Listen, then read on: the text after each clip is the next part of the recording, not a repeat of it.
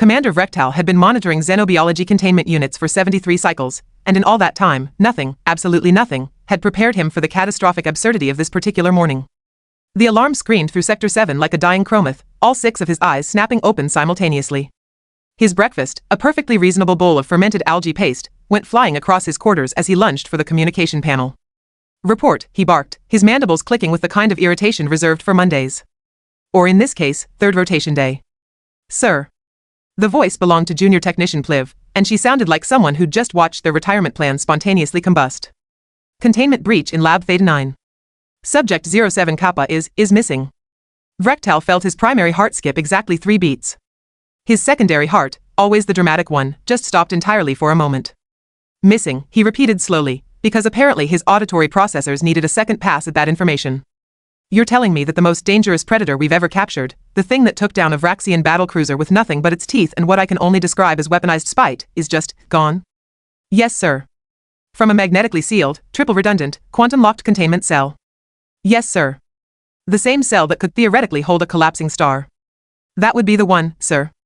Vrek'tal made a sound somewhere between a groan and a prayer to deities he didn't even believe in. "I'm coming down there." "And Pliv?"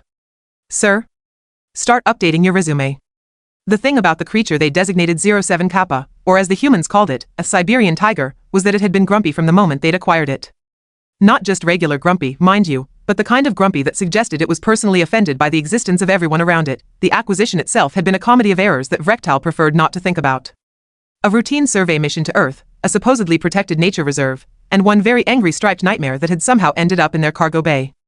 The paperwork alone had taken 6 weeks, but the creature was magnificent.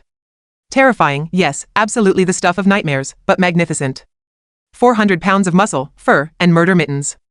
Teeth that could puncture hull plating. A roar that made even the Korthax warriors question their life choices. They'd studied it extensively. Fed it. Monitored its health. Built it the most advanced containment system their technology could provide.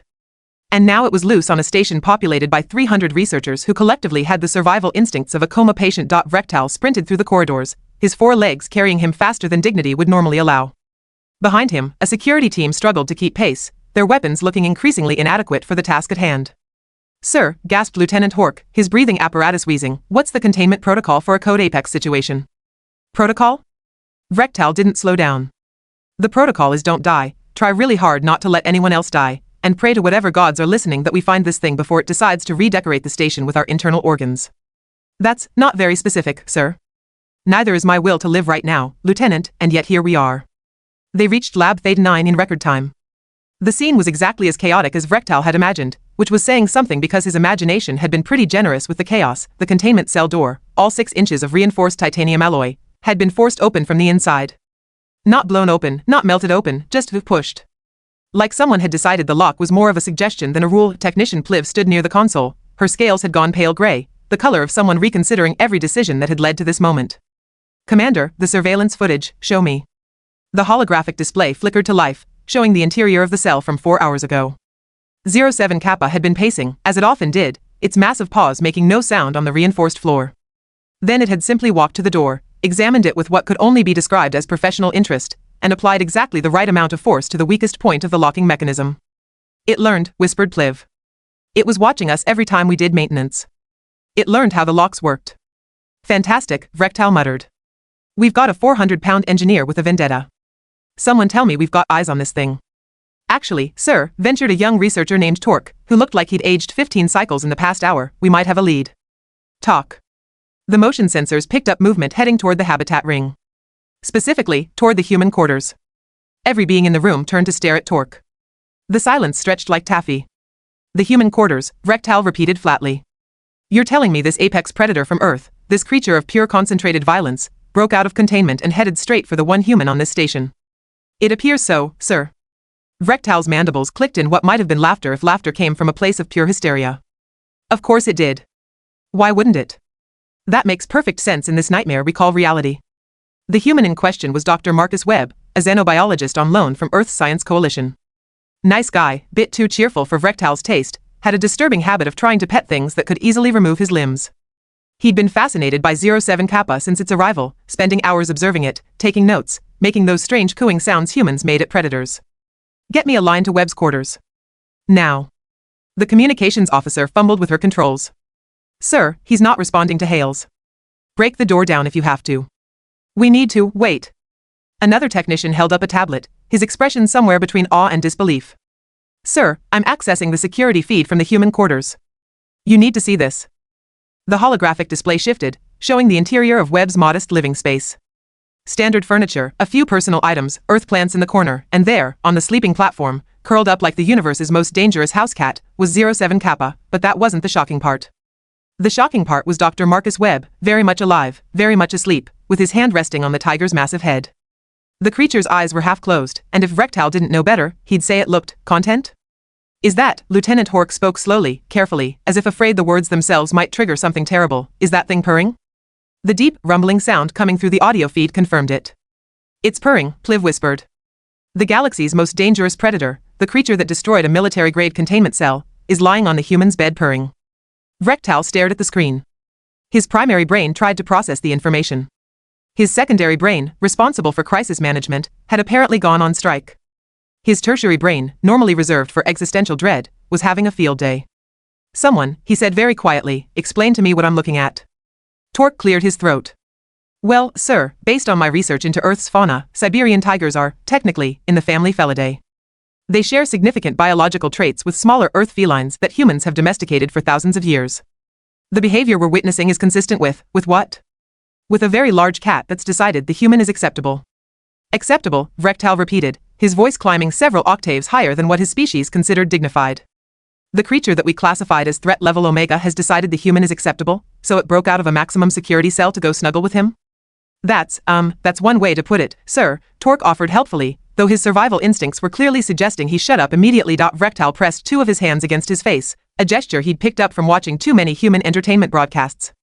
It seemed appropriate for moments when reality decided to take a vacation and leave absurdity in charge. Options, he demanded.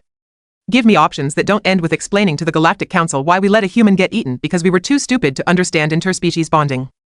Lieutenant Hork consulted his tactical display, though he looked like he'd rather be consulting a career counselor. We could deploy sedative gas through the ventilation system? And risk agitating the tiger while it's currently, against all reason and logic, being peaceful? Next. Sonic disruptors? Same problem, but with more property damage. Keep trying. Pliv raised one tentacle tentatively. We could, and I'm just throwing this out there, we could ask Dr. Webb what he wants us to do? The entire room fell silent. Several beings blinked in astonishment. That's, Vrek'tal paused, considering, actually not terrible. Someone wake him up. Gently. Very, very gently. And if that tiger so much as twitches wrong, I want emergency protocols ready to deploy. The communications officer opened a channel, her voice carefully modulated to sound calm and absolutely not like someone broadcasting into a room with an active predator. Dr. Webb? Dr. Webb, this is station control. If you can hear us, please respond. On the screen, Marcus stirred slightly. The tiger's ear flicked, but otherwise it remained still, that rumbling purr continuing like background thunder. Marcus's eyes opened slowly, the bleary look of someone whose brain hadn't quite caught up with consciousness. Then he noticed the massive orange and black head resting on his chest, and his expression cycled through confusion, surprise, and landed on something that looked disturbingly like delight. Oh, he said, his voice fuzzy with sleep. Hey there, gorgeous. How'd you get out? How'd you get out? Vrek'tal's mandibles clicked with agitation. That's his first question? Not, why is there a death machine in my bed, but how'd you escape? Marcus sat up carefully, and the tiger, showing more patience than it had displayed in 6 months of captivity, simply readjusted its position, rolling onto its side. The human actually, and Vrek'tal would need therapy for witnessing this, the human actually scratched behind the creature's ears. Dr. Webb, the communications officer tried again, her voice tight.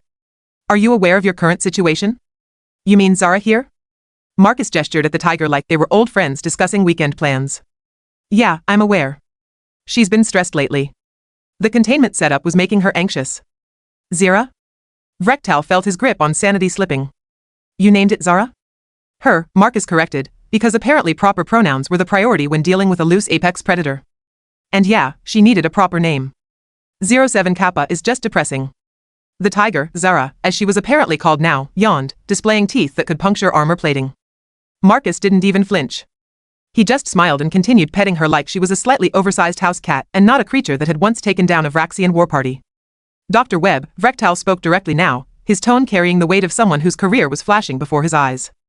That creature destroyed a military-grade containment cell. We need to return it to a secure location immediately. She's not in it, and no, you really don't. Marcus's tone shifted, becoming firmer. That's actually the problem. You've been treating her like a specimen instead of a living being with emotional needs. Emotional needs, Hork whispered to Pliv. The Predator has emotional needs. Commander, Marcus continued, swinging his legs off the bed while Zara watched with lazy interest. Siberian tigers are incredibly intelligent. They're also, despite what your threat assessments say, capable of forming bonds. She broke out because she was lonely and stressed, not because she wanted to go on a killing spree. She destroyed a containment cell that could hold a small warship. Because it was basically a fancy cage, and she's been locked in there for half a year with nothing but clinical observation and feeding schedules. Marcus stood, stretching, while Zara rolled onto her back, paws in the air. Look at her. Does she look like an immediate threat? Vrek'tal stared at the screen. The tiger did, in fact, look about as threatening as a particularly large throw pillow. Its posture was relaxed, its eyes half closed, and it appeared to be, was it trying to get belly rubs? This is insane, he muttered. This is Earth fauna, Marcus countered. We've lived alongside predators for thousands of years. We learned to coexist, to understand them. Zara didn't come to my quarters to hunt. She came here because I'm the only one who's treated her like she matters. Torque was frantically taking notes. Fascinating. The human established a rapport through consistent positive interaction and recognition of the creature's sentience. Can we establish a rapport that involves putting the creature back in containment? Vrek'tal asked, though his conviction was wavering. You could, Marcus said carefully, now actually rubbing Zara's belly while she made contented grumbling sounds, but you'd just stress her out again, and next time she breaks out, she might not be in such a friendly mood. Or, and hear me out here, we could redesign her habitat to actually meet her psychological needs. Lieutenant Hork leaned toward Vrek'tal. Sir, from a purely tactical standpoint, the human has a point. If the creature is calm and content, it's significantly less dangerous than if we provoke it by forcing recapture. I hate that you're right, Vrek'tal sighed. I hate everything about this situation, but you're right. He activated his communicator. Fine. Dr. Webb, you're now officially in charge of Zara's care and containment protocols. You design the habitat, you set the interaction schedules, you explain to the council why we're letting a human dictate policy on the galaxy's most dangerous predator. Marcus grinned, and Vrek'tal decided humans were definitely more dangerous than tigers. At least tigers were predictable. I'll need a bigger space, Marcus began listing requirements while Zara stretched luxuriously beside him. Natural environmental elements, enrichment activities, regular socialization time. And she's going to need friends eventually. Tigers are solitary but not completely antisocial. Friends, Vrek'tal repeated weakly. You want to get the galaxy's deadliest creature friends. Well, yeah. Mental health is important. 3 hours later, after what Vrek'tal would later describe as the single most stressful morning of his career, Zara was escorted back to a hastily modified habitat. Escorted being a generous term, since she basically walked there on her own while Marcus ambled alongside her, chatting about absolutely nothing important. The new space was 10 times larger, with actual vegetation, a water feature, and enough room for a creature that had evolved to roam vast territories. It wasn't perfect, but it was a start. Vrek'tal watched from the observation deck as Marcus said goodbye to Zara, scratching her head one more time before exiting through the reinforced doors. The tiger watched him leave, then settled down near the water, looking significantly more relaxed than she had in months.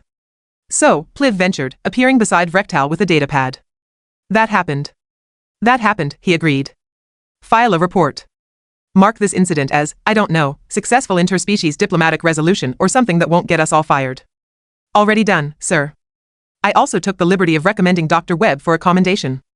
Of course you did. Vrek'tal watched Marcus head down the corridor, humming something that might have been an Earth song. You know what the worst part is? Sir? This is going to happen again. Some other creature, some other impossible situation, and the humans are going to fix it by just being friendly to things that should eat them. Pliv's scales rippled with what might have been amusement. Would that be so terrible? Vrek'tal considered this. Below, Zara had started playing in the water, splashing like she didn't have a care in the universe. Somewhere down the hall, Marcus was probably already planning his next interaction session, complete with treats and enrichment toys. No, he admitted finally. I suppose it wouldn't be. Still going to give me gray scales though. Already happening, sir. Thanks, Pliv. Really needed that today. As station life gradually returned to normal, Vrek'tal filed his report, updated his resume anyway, just in case, and made a mental note to never, ever underestimate a human's ability to befriend literally anything with teeth. The galaxy's deadliest creature had broken containment, and by morning, she'd been found sleeping peacefully on a human's lap, somehow, against all logic and reason. That was just another Tuesday on Outpost Meridian.